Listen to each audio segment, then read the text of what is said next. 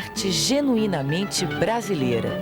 Este é o ideal do modernismo que invade a mentalidade dos intelectuais e artistas tomados pelo nacionalismo pós-guerra na década de 20.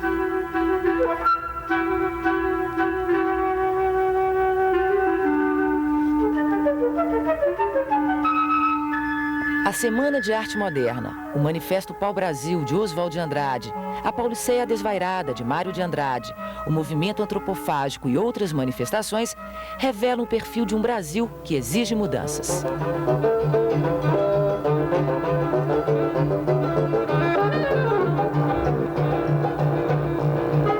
Enquanto isso, o país se abre para as indústrias, que refletem nas artes um impulso renovador. Em Minas, Cataguases se alia ao movimento, abrindo suas portas para o progresso.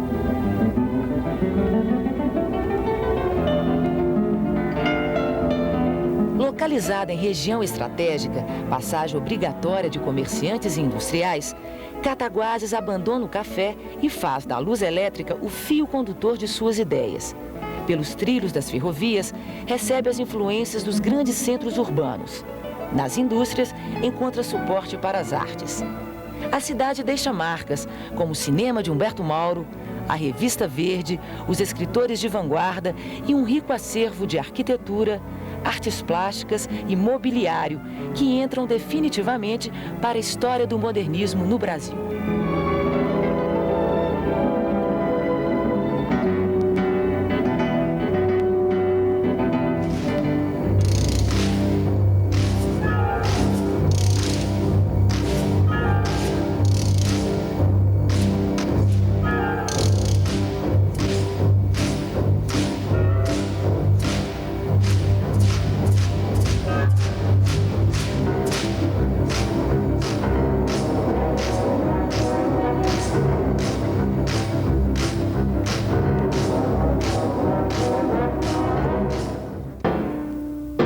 As novidades começam a chegar a Cataguases no início do século.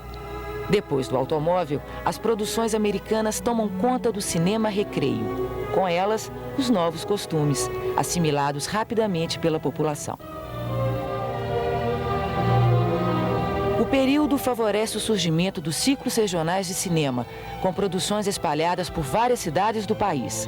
Em Cataguases, 3 figuras são fundamentais para a implantação da atividade cinematográfica: Pedro Comelo, sua filha Eva Nil e Humberto Mauro. Com Pedro Comelo, Humberto Mauro aprende fotografia e monta a Febo Sul-América Film. Apoiada pelos comerciantes da cidade, a produção da Febo dura 5 anos, o suficiente para assistir à popularização da atividade cinematográfica. O primeiro filme tem Mauro na direção, Comelo na fotografia e Eva Nil no papel principal. No segundo, os dois passam a usar equipamentos mais modernos e se revezam na direção. O esquema não dá certo e Mauro se sobressai na atividade. Apesar de fortemente influenciado pelo cinema norte-americano, Mauro incorpora o sentimento nacionalista da época e, nos primeiros filmes, aborda apenas temáticas rurais.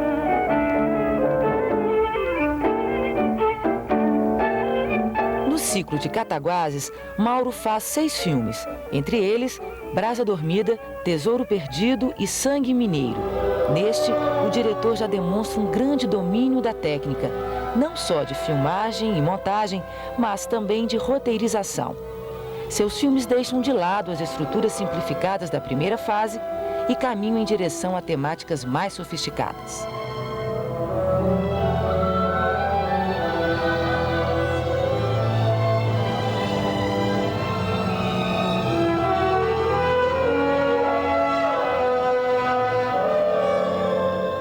Humberto Mauro não é um modernista pelo que produziu, mas pelo espírito com o qual produziu. A curiosidade e inventividade tecnológica, a iniciativa pioneira de implantação de uma indústria cinematográfica no interior e a utilização de temáticas nacionais são algumas das atitudes de Mauro, que, junto com Pedro Comelo, abre os primeiros caminhos para a chegada das ideias modernistas em Cataguases. Os verdes surgem para levá-las adiante. O movimento verde em Cataguases foi um movimento de literatura. Esse movimento foi paralelo ao cinema do Tio Humberto. eram todos rapazes de Cataguases, rapazes de Cataguases, né? Mas não tinha nada a ver uma coisa com outra, quer dizer, eles se conheciam, eram todos amigos, mas um grupo lidava com literatura. O tio Humberto era mais visual. A existência do movimento modernista está intimamente ligado à atividade do pessoal da Verde no Grêmio Literário Machado de Assis, em Cataguases, onde eles recitavam poemas eróticos, recitavam poemas provocadores à sociedade da época, e na revista Verde, onde eles publicavam textos também provocadores. Verde é sinônimo de ousadia. Na revista, nacionalismo é a palavra de ordem.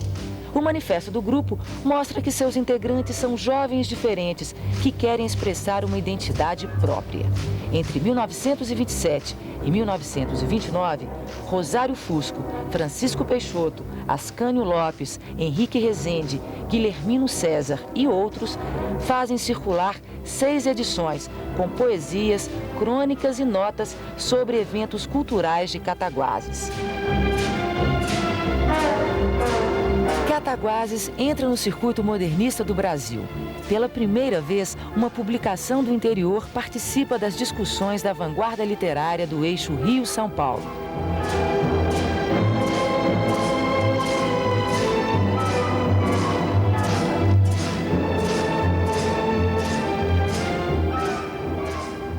Rosário Fusco, o mais fiel dos Verdes, mantinha frequentes contatos com Mário de Andrade, que mandava poemas, críticas e contribuições à publicação. A ousadia da revista está explícita também no projeto visual. Ao contrário das publicações da época, exageradas em motivos decorativos, Verde apresenta um aspecto moderno, mais sóbrio e limpo, à medida em que segue as sugestões do escritor Alcântara Machado. Com o tempo, a revista atinge repercussão internacional, recebendo contribuições da França e de vários países da América Latina. Pode-se dizer que, dentro do modernismo, como uma coisa global, a vertente de Cataguases foi, talvez, do interior, a mais importante vertente modernista. Toda a revisão crítica, todo o depoimento de professores, catedráticos e intelectuais do Brasil inteiro sobre o modernismo não esquece a vertente cataguasense. Em suas últimas edições, a Verde torna-se conhecida como a promotora do moderno em Cataguases e serve de modelo para as futuras gerações da literatura local.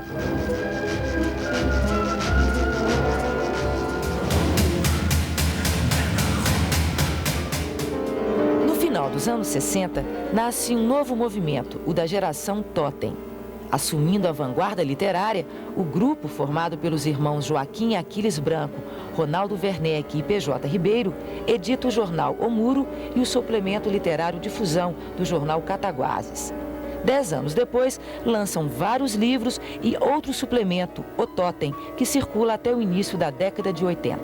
Assim como o Grupo Verde, seus integrantes alcançam reconhecimento nacional através de 3 vertentes literárias: a poesia concreta, que trabalha com signos não verbais, a poesia processo, de conotação política, e a arte postal, a poesia através do correio.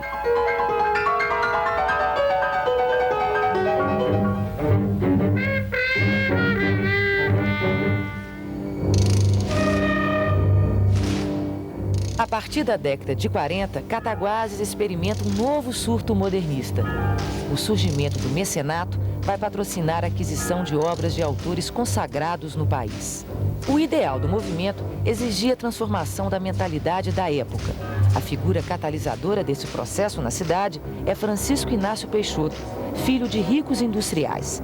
Sob a influência do escritor e museólogo Marques Rebelo, com quem troca intensa correspondência cultural, Francisco convida o arquiteto Oscar Niemeyer para projetar as primeiras construções modernistas: sua casa e o Colégio Cataguases. Assim, Marques Rebelo exerce o papel de orientador artístico, tornando-se fundamental para o desenvolvimento do modernismo na cidade.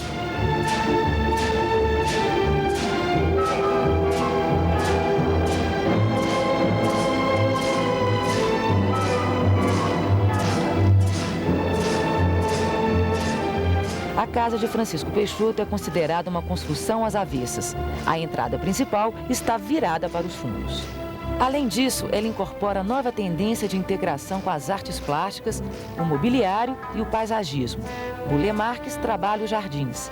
Joaquim Tenreiro cria praticamente todos os móveis da casa. E as esculturas de Pedrosa e do Tcheco Janzak se integram ao espaço.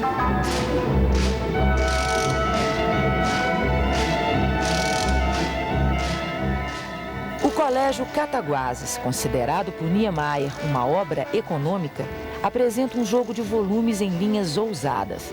A construção abriga uma escultura de Janzak, um painel de pastilhas de Paulo Werneck e o mural Tiradentes de Cândido Portinari, uma referência ao modernismo como instrumento de popularização da arte.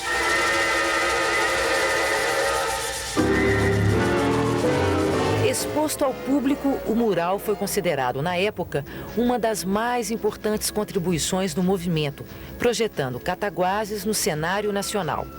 Condenado ao abandono, o mural foi vendido ao governo de São Paulo em 75, voltando à cidade em 94, sob forma de fotografia ampliada.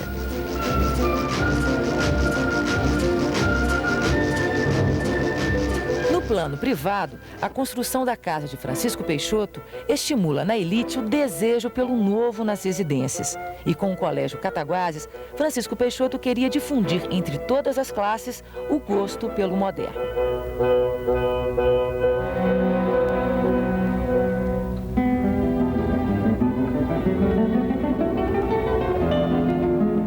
Em 10 anos, Cataguases é tomada pela renovação, com a presença de trabalhos de arquitetos de projeção nacional. Entre eles, Francisco Bolonha, que projeta o educandário Dom Silvério e a residência da artista plástica Nanzita Gomes, ambos decorados por painéis de Marcier e Anísio Medeiros.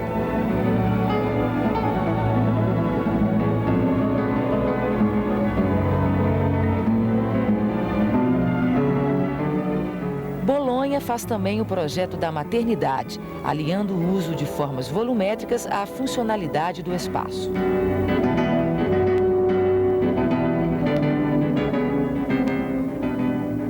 Com as casas da Rua dos Estudantes e as casas dos operários, Bolonha se afirma também como difusor das ideias modernistas entre diferentes classes sociais. Outra obra importante do arquiteto é o monumento público erguido em homenagem a José Peixoto, composto por um painel de Portinari e uma escultura de Bruno Giorgi.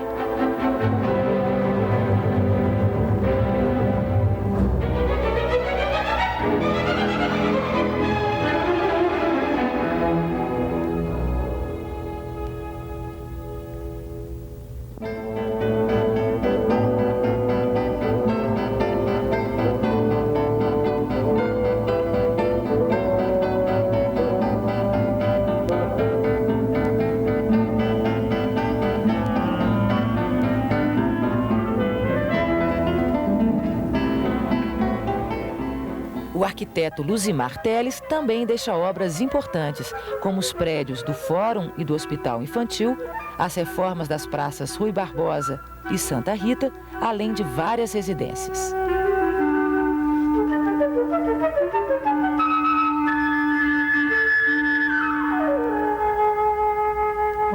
O Hotel da Cidade, uma conjugação de volumes simples e jardins, foi projetado por Aldari Toledo, em parceria com Gilberto Lemos.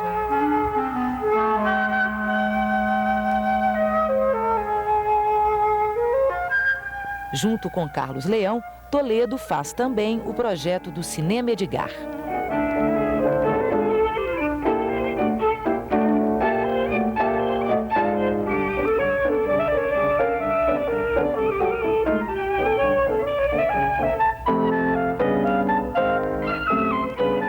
Outros arquitetos de destaque são Edgar Guimarães do Vale, com a Igreja Matriz, os irmãos MMM Roberto, com o edifício A Nacional,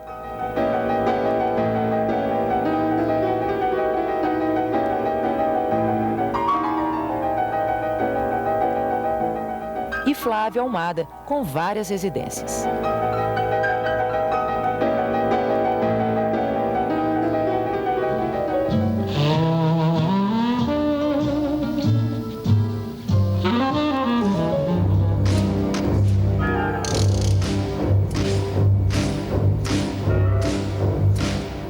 As artes plásticas acompanham as novidades e a cidade também recebe obras de grandes artistas como Iberê Camargo, Bruno Jorge, Marcier, Anísio Medeiros, Djanira, Jean Lussar, Santa Rosa e outros.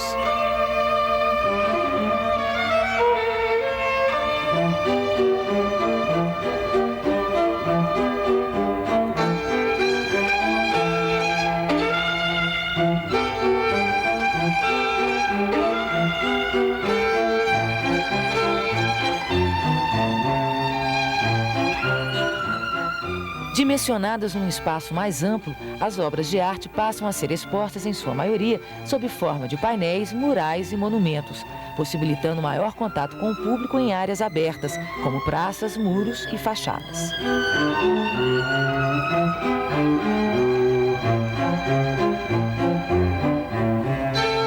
Por outro lado, a difusão do mecenato proporciona o surgimento das coleções particulares, como as de Josélia Pacheco, de Nanzita Gomes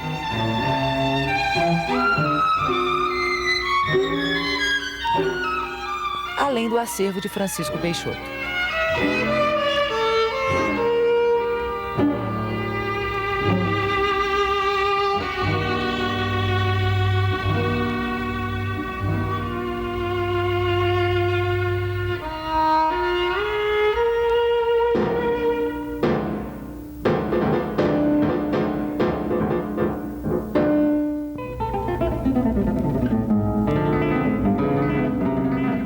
Ainda na década de 40, o design de móveis, assinado principalmente pelo português radicado no Brasil, Joaquim Tenreiro, também dá grandes contribuições ao movimento modernista de Cataguases. O móvel de Tenreiro atende às exigências do moderno: maior conforto e conveniência, materiais leves em peso e cor, formas geométricas puras, simplificação estrutural com redução de juntas. Um móvel a ser usado em qualquer ambiente e por todos. Nas salas, na residência de Francisco Inácio Peixoto, o artista usa madeira clara, a caúna, e no escritório, o jacarandá.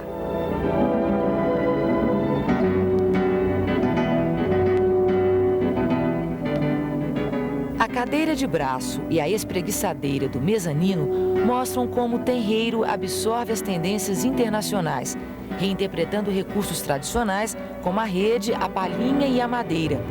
Tudo para tornar o uso do móvel mais agradável.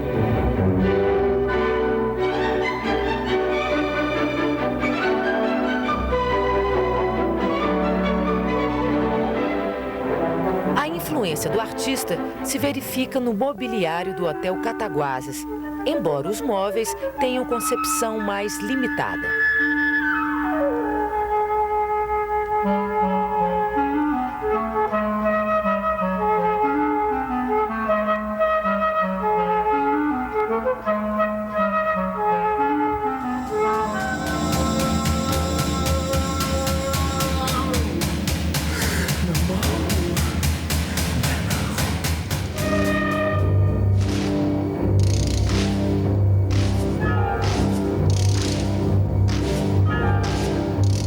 Durante os anos em que vive esta frenética modernização, Cataguases experimenta o gosto do ecletismo e o privilégio de ser diferente.